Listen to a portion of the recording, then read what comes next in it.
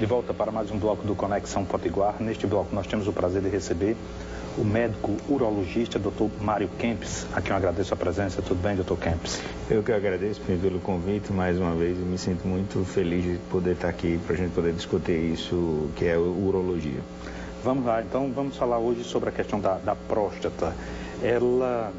Se todos nós vivêssemos, os homens vivessem 100 anos, quase todo mundo teria próstata, teria câncer. Exatamente. O câncer de próstata é uma doença comum do paciente na terceira idade, né? O paciente idoso, ele tem uma tendência a ter câncer de próstata, mas nem sempre esse câncer de próstata vai levar a algum problema para que o paciente, ao paciente, tipo morte, alguma coisa assim. Mas quando o câncer de próstata acomete aquelas pessoas mais jovens, aí sim, se não fizer o tratamento adequado, esses pacientes vão evoluir para o óbito, para a morte. Mas o câncer de próstata é uma doença comum na população mais velha. Fizeram um trabalho que aproximadamente 96% da população acima de 96 anos tem câncer de próstata. Isso em todas as partes do mundo? Todas as partes do mundo, né? Porque é uma doença do envelhecimento masculino, é uma doença comum do envelhecimento masculino. Mas isso tem que ser muito bem avaliado pelo urologista, porque nem todo mundo que tem câncer de próstata pode ter esse descuido, não, né? Achar não é doença comum do idoso, não. Tem que ser bem avaliado, estudado. Existem os tipos de câncer, existe como é que está a evolução do câncer, então é uma doença comum, sim, da população da terceira idade, mas tem que ser avaliado pelo urologista. E o fato de cuidar quanto mais cedo cuidar é sempre a dica, né? O câncer de próstata, ele, como câncer mamário, é até um pouco mais do que o câncer mamário, ele não dá sintomas. E o câncer de próstata é o câncer mais comum da população masculina. E é o segundo que mais mata, apenas atrás do câncer de pulmão. E hoje, no último estudo, agora em 2015, o câncer mais comum da população, em geral, é o câncer de próstata. O câncer de próstata conseguiu superar o câncer de mama. E o câncer de próstata, ele não dá sintoma. Como ele não dá sintoma, é necessário que o paciente procure espontaneamente o urologista para fazer o rastreamento do câncer de próstata, que deve ser feito a partir dos 45 anos, para quem tem história de câncer de próstata na família, ou para aquela população da cor negra, e 50 anos para aquelas pessoas que não têm esses dois históricos.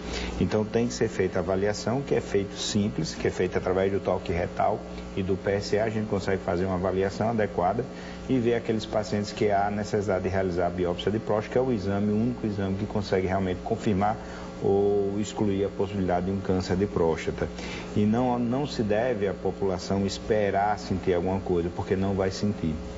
Em relação, você citou aí as pessoas da cor da pele negra, a maior incidência? A maior incidência, a gente não sabe muito bem ao certo o porquê a população negra tem maior risco de câncer de próstata. Existem algumas teorias, a teoria que mais é aceita é a teoria do aumento da testosterona. A população negra tem um valor maior de testosterona e nós sabemos que a testosterona é a vitamina para o câncer de próstata, né? Então se associa a isso, mas não é uma coisa bem certa, não. Mas estatisticamente a população negra tem maior incidência de câncer de próstata, sim. Então não tem o que fazer, o que tem que se para evitar, o que se pode investigar para, se for o caso do diagnóstico, que esse diagnóstico seja o quanto antes. Exatamente. O paciente tem que ir no urologista, fazer o seu toque e fazer o seu PSA. Não existe exame que substitua o toque, não existe exame que substituir o PSA, não existe uma maior importância no toque, não existe uma maior importância no PSA, é a somatória dos dois que a gente consegue fazer uma avaliação.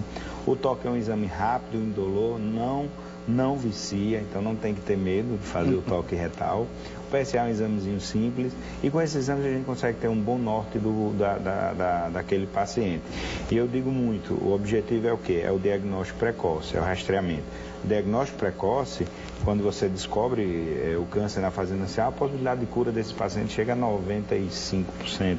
É uma coisa extremamente alta, mas tem que quebrar o tabu de procurar o médico. ir ao consultório do urologista. Há uma possibilidade da impotência sexual. Em que caso isso acontece?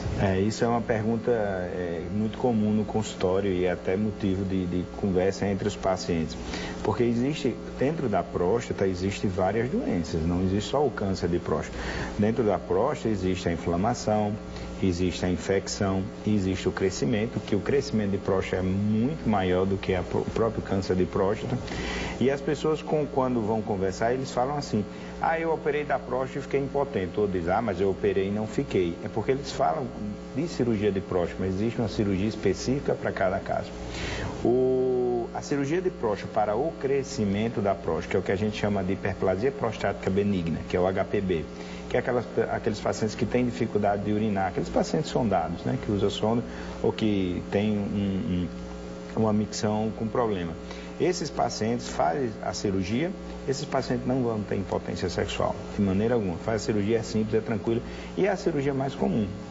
Já a cirurgia do câncer de próstata, quando é uma cirurgia radical, que a gente tem que retirar totalmente a próstata, aí esses pacientes podem ficar com algum grau de impotência sexual, que não é 100%. Às vezes o paciente melhora com alguns medicamentos e em algumas situações, casos mais extremos, tem que colocar a prótese.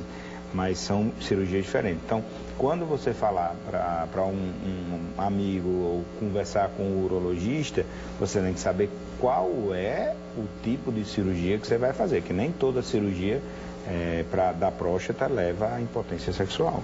Daí a importância do diálogo entre médico e paciente, né? Tem que ser franco, aberto. Infelizmente acontece muito, às vezes, principalmente no serviço público, que às vezes o paciente não é acompanhado pelo mesmo médico. Às vezes é um erro na instituição pública, o paciente não é do médico, o paciente é da instituição.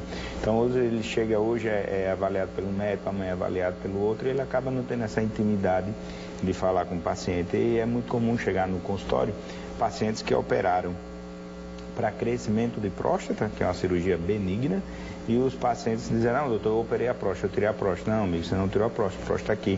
Foi tirado o excesso da próstata, que o que estava levando você era a dificuldade de urinar, porque faltou essa conversa. Então é sempre importante saber o que tipo de cirurgia você vai fazer e por que vai fazer aquela cirurgia. E o que causa o crescimento da próstata? O crescimento da próstata a gente pode falar até que é fisiológico, é normal o crescimento da próstata. As próstatas têm uns receptores que, com o estímulo da testosterona, esses receptores faz com que a próstata aumente do tamanho. Então, esse aumento do tamanho da próstata, por o canal da urina, que é a uretra, que a gente chama uretra prostática, passar dentro da próstata, ele acaba comprimindo. Então, para as pessoas terem ideia, é como se você tivesse uma mangueira e alguém pisasse em cima dessa mangueira, obstruindo o fluxo daquela água, daquele líquido que passa ali. Então, é isso, a próstata fecha, comprime o canal da urina e o paciente tem dificuldade de urinar. E aí sente dores, né? Na verdade, isso não é uma coisa que acontece do dia para a noite, isso vem acontecendo no transcorrer de uma vida. Geralmente os pacientes começam a manifestar alguma coisa com 45 anos e ele vem desenvolvendo isso e com o transcorrer da vida ele vai acabar usando uma sonda, né? Então, essa é uma coisa que acontece. Geralmente ele se adapta à situação, né? Perfeitamente. Dr. Mário Kempis, urologista, muito obrigado pela entrevista, que termina sendo uma consulta. Muito obrigado. Lhe passo o Jornal Potiguar Notícias, que está nas melhores bancas. Eu que agradeço o convite. Muitíssimo obrigado a você, caríssimo telespectador, caríssima telespectadora. E não esqueça, a reprise é pelo portal de notícias do Rio Grande do Norte, www.potiguarnoticias.com.br. Um grande abraço e até mais.